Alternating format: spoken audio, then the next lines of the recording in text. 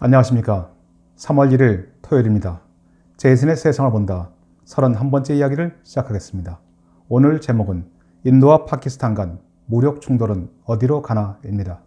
트럼프 대통령이 김정은의 요구를 뿌리치고 미국으로 발길을 돌린 지 불과 몇 시간 만에 전 세계 언론은 베트남과 한반도에서 이스라엘 검찰의 네타냐후 총리의 기소 사건과 인도, 파키스탄 간 분쟁으로 빠르게 옮겨가고 있습니다.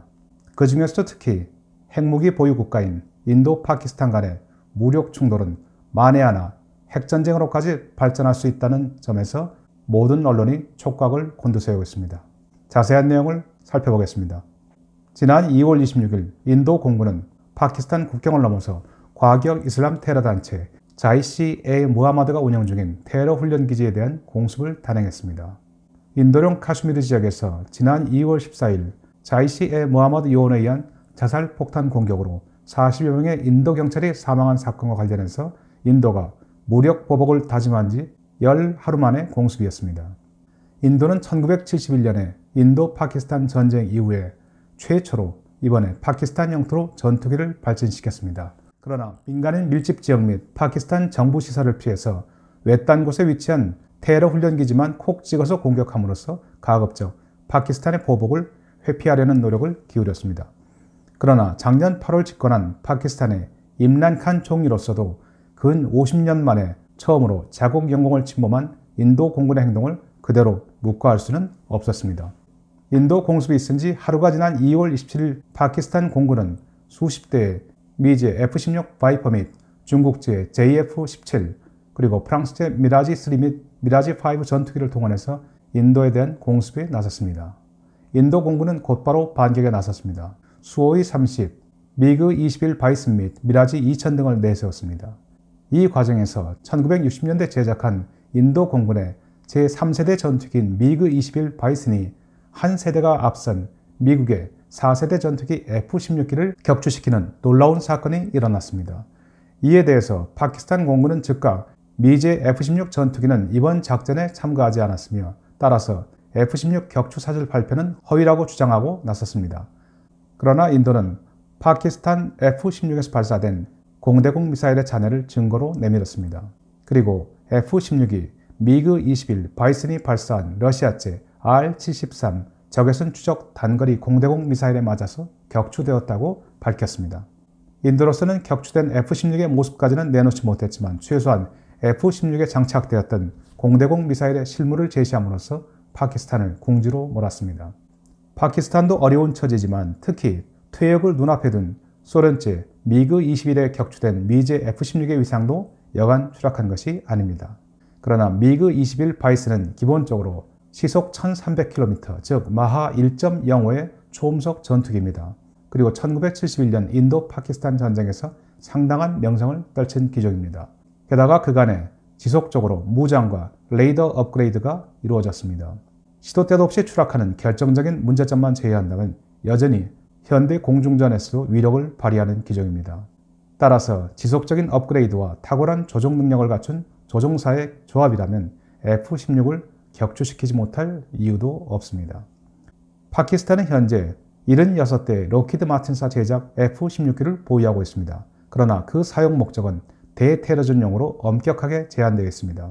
미국은 80년대에 파키스탄에 45대의 F-16을 판매했습니다.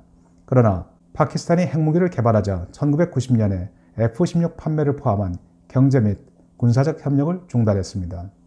미국은 아프가니스탄 전쟁을 계기로 파키스탄과의 협력을 재개해서 2005년도에 F-16을 신규 판매하도록 하고 파키스탄군이 기보유한 F-16의 업그레이드를 허용했습니다.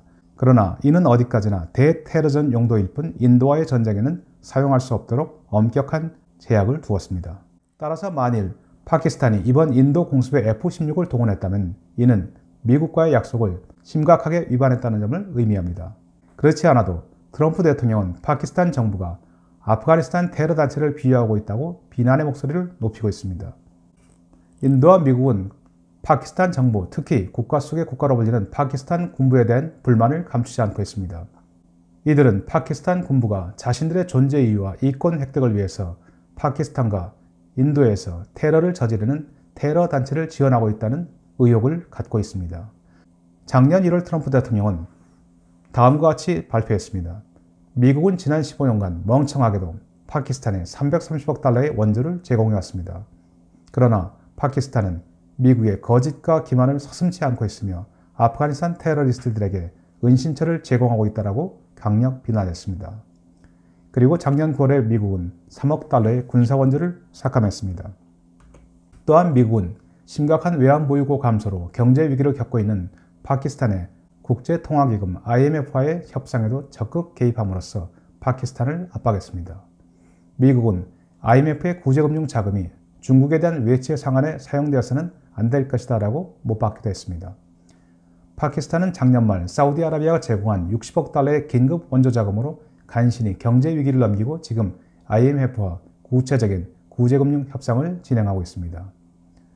인도는 이번 파키스탄의 F-16 운용 사건을 최대한 이슈화함으로써 미국과 파키스탄 간의 간극을 조성하고 미국과 인도 간의 협력을 강화하는 계기로 삼을 예정입니다. 인도로서는 여러 면에서 유리한 상황이 전개되고도 있습니다. 인도군은 현재 운영 중인 100여 대 미그 21 등 노후화된 러시아 전투기 교체 사업을 추진 중입니다. 이 사업에는 미국 로키드 마틴의 F-16, 그리고 보잉의 FA-18, 스웨덴 사브의 그리펜, 프랑스 다소의 라팔, 러시아의 미그 35와 수호이 35 등이 경합을 벌이고 있습니다. 이 중에서도 특히 로키드 마틴은 인도 공군기 사업 수주를 위해서 전력을 경주하고 있습니다. 며칠 전인 2월 20일 로키드 마틴은 인도 방갈로에서 열린 방산 전시회에서 어드밴스드 F-16의 개량형인 F-21을 선보였습니다. F-21은 인도 공군만을 위해서 특별히 제작된 기종입니다. 현재의 F-16 기체를 조금 더 키우고 F-22 그리고 F-35 등 5세대 스텔스 전투기가 가지는 일부 기능을 차용해서 사실상 스텔스 기능만 제외된 4세대 2플러스 기종에 속합니다. 로키드 마틴은 아예 미국으로부터 생산 라인 일부 이전까지도 제시하고 있습니다. 이에 따라서 만약 인도가 로키드 마틴사의 F-22를 최종적으로 선택할 경우 파키스탄이 보유한 70여 대의 F-16은 후속 부품 공급에서 어려움을 겪을 수밖에 없습니다. 그리고 미국은 이번 인도-파키스탄 분쟁에서 파키스탄이 F-16을 움직였다는 사실이 확인된다면 파키스탄의 부품 및 정비 용역 제공을 금지할 가능성이 대단히 높기 때문입니다. 이번 사태를 통해서 파키스탄은 의외의 복병을 만난 셈입니다.